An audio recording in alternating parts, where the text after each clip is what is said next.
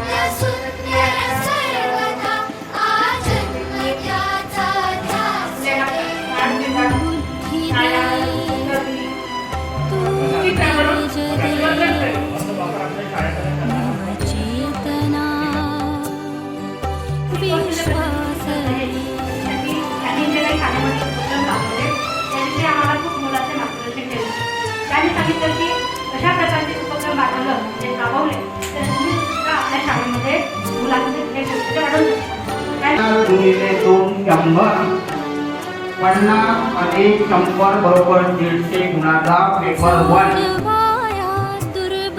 कालावधी असतो 1 तास 30 विद्यार्थी अभ्यासच करत नाही, तो सराव केला तर बरा होतो असं आपण म्हणत असतो. पण आपण पालकांचा संपर्क साधला. आता सरांनी सांगितलं की शिष्यवृत्ती परीक्षा ही कोणासाठी असते, तर त्यांनी सांगितलं की शाळेतील काही प्रज्ञावान विद्यार्थी असतात त्यांच्यासाठी शिष्यवृत्ती परीक्षा ही शासनाने लागू केलेली आहे. जे त्यांना